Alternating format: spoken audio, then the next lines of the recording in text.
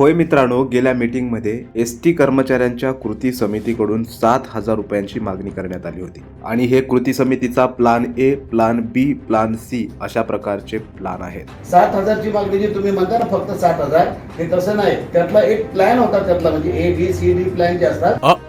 अशा प्लॅनमुळे तर एसटी कर्मचाऱ्यांचा यांच्यावर विश्वास बसत नाही. मागायचंच होतं तर थोडं जास्त रक्कम मागायला पाहिजे. 7,000 मागितल्यावर काय 7,000 मिळणार आहेत का एसटी कर्मचाऱ्यांना? त्यातील काटछाट करून एसटी कर्मचाऱ्यांच्या पदरात 1,000 ते 2,000 सरकार देण्याचा प्रयत्न करेल. उद्याच्या मीटिंग मध्ये तरी एसटी कर्मचाऱ्यांविषयी चांगला निर्णय घ्यायला सरकारला भाग पाडा, कारण एसटी तोट्यात होती ती आता फायद्यात आलेली आहे.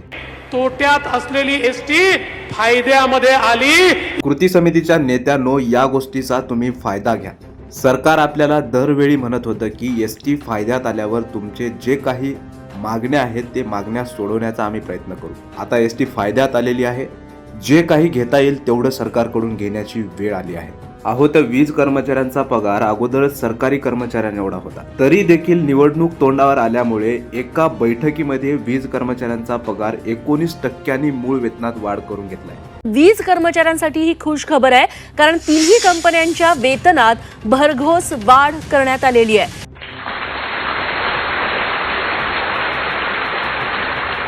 आपण तर सरकारी कर्मचाऱ्यांच्या 50% मागे आहोत. मग आता तुम्हीच विचार करा, एसटी कर्मचाऱ्यांना किती टक्के पगारवाढ झाली पाहिजे. एसटी कर्मचाऱ्यांमध्ये चर्चा आहे की अजितदादांच्या मनात नाही एसटी कर्मचाऱ्यांना पगारवाढ द्यायला. हे सगळं असलं तरी उद्याची बैठक होऊन उद्या एसटी कर्मचाऱ्यांना काही ना काहीतरी मिळायला पाहिजे. नाहीतर उगाच बैठकावर बैठका, उगाच तारकावर तारका एसटी कर्मचारी हे पाहून फारच वैतागून गेलेला आहे. कृती समितीच्या नेत्यांना पुन्हा एकदा विनंती आहे, मागणी कशीही करा, पण सर्वच एसटी कर्मचाऱ्यांना समाधानकारक पगारवाढ झाली पाहिजे, एवढं मात्र लक्षात ठेवा. आणि बैठकीला जाऊन दुसऱ्या बैठकीची तारीख घेऊन वापस काय येऊ नका. अहो, वीज कर्मचाऱ्यांच्या एका बैठकीत सर्व मागण्या मान्य होतात, मग एसटी कर्मचाऱ्यांनाच एवढ्या का येरझाऱ्या कराव्या लागतात? एसटी कर्मचाऱ्यांचा सेवा उद्योग असून सुद्धा एसटी कर्मचारी दररोज ताजा पैसा आणतोय. आशा आहे की उद्याच्या बैठकीमध्ये एसटी कर्मचाऱ्यांना न्याय मिळेल.